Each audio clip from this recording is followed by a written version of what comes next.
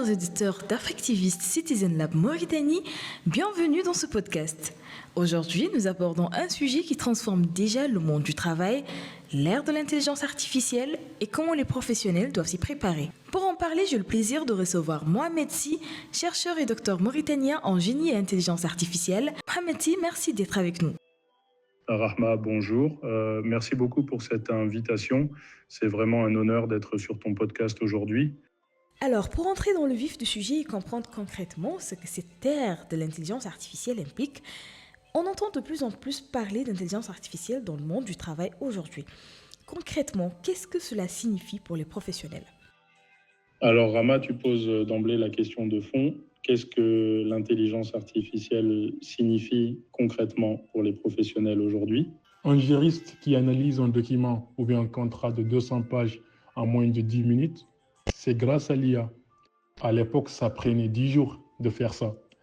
Un ingénieur en environnement qui reçoit une alerte sur son téléphone parce qu'un capteur vient de détecter une anomalie dans une rivière quelconque, c'est aussi grâce à l'IA. Le professionnel d'aujourd'hui passe son temps à interpréter les résultats suggérés par l'IA. Et cela pousse dans une prise de décision plus ou moins éclairée. Et cela, c'est un changement de posture qui est tellement profond dans le monde du travail, de pousser les gens à interpréter des résultats. Et justement, si on prend un peu de recul, pourquoi l'intelligence artificielle est-elle devenue un enjeu important pour les entreprises et les organisations ? Aujourd'hui, les organisations font face à des problèmes devenus trop complexes pour être gérés avec les outils traditionnels. Une entreprise industrielle doit surveiller ses émissions en temps réel, respecter des réglementations de plus en plus strictes, anticiper des risques climatiques sur ses infrastructures, tout ça simultanément. Sans intelligence artificielle, c'est humainement impossible. L'IA devient un outil de pilotage absolument indispensable. Donc l'enjeu pour les entreprises, c'est la compétitivité, oui, mais c'est surtout la capacité à faire face à des défis qui dépassent l'échelle humaine traditionnelle. Est-ce qu'on peut déjà observer des changements concrets sur le terrain ? Quels sont les secteurs ou les métiers qui sont déjà les plus transformés par l'intelligence artificielle ? La liste est longue, Rahma, mais je vais rester ancré dans ce que je connais de l'intérieur. La santé, d'abord. L'imagerie médicale, le diagnostic assisté, la surveillance épidémiologique. Dans des pays où le ratio médecin-patient est très faible, des outils d'IA peuvent littéralement sauver des vies en aidant des agents de santé à prendre de meilleures décisions avec moins de ressources.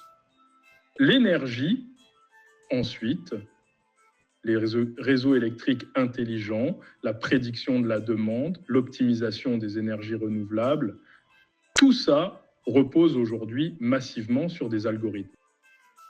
Il y a aussi une inquiétude qui revient souvent. Beaucoup de personnes craignent que l'intelligence artificielle remplace certains emplois. Est-ce une peur justifiée ?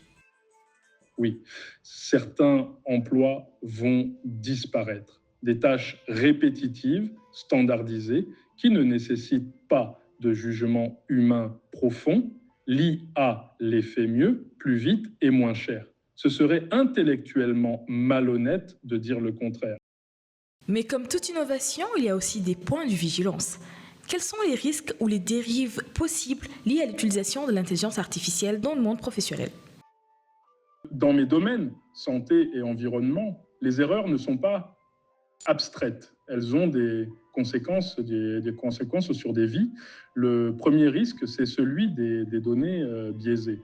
Un modèle d'IA apprend sur des données historiques et ces données reflètent les inégalités existantes. Si on entraîne un système de diagnostic médical, principalement sur des données de patients occidentaux, il sera moins fiable pour des populations africaines ou asiatiques. Ce biais peut coûter des vies. Le deuxième, c'est la surconfiance. J'ai vu des décideurs traiter les prédictions d'un algorithme comme des certitudes. L'IA donne des probabilités, des tendances, pas des vérités absolues. Garder cet esprit critique est non négociable. Et puis, alors, il y a la question de la souveraineté des données. Mais qui possède les données de santé d'une population, qui contrôle les systèmes de surveillance environnementale d'un territoire. Donc ces questions politiques et éthiques sont tout aussi importantes que les questions techniques. La technologie doit rester au service des humains, pas l'inverse. Et pour terminer, j'aimerais qu'on se projette un peu. Quels conseils donneriez-vous aux professionnels qui veulent se préparer à un futur où l'intelligence artificielle prendra une place de plus en plus importante ? Mon conseil tient en 3 temps. Et je les ai testés, ces 3 temps, et expérimentés maintenant. Pas dans 6 mois, mais maintenant. Prenez un outil d'IA, utilisez-le dans votre travail, faites-vous votre propre opinion. La curiosité est le meilleur antidote à la peur. Et la peur, comme je le dis souvent à mes collègues, est le seul vrai obstacle à l'adaptation. Deuxième temps, investissez dans ce qui vous rend irremplaçable. Votre expertise métier, votre expérience de terrain, votre capacité à prendre des décisions dans l'incertitude, à maintenir une boussole éthique. Ces choses-là, l'IA ne peut pas les reproduire.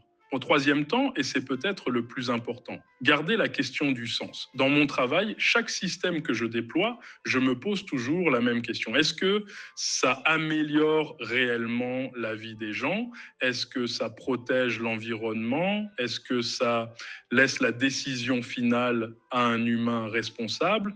Garder cette boussole, c'est ce qui fait la différence entre une technologie qui sert et une technologie qui a servi.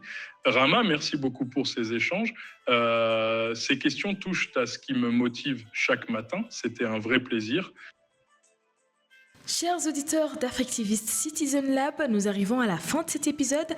Nous étions avec Mohamed Sy, avec qui nous avons échangé sur l'intelligence artificielle et les enjeux pour les professionnels.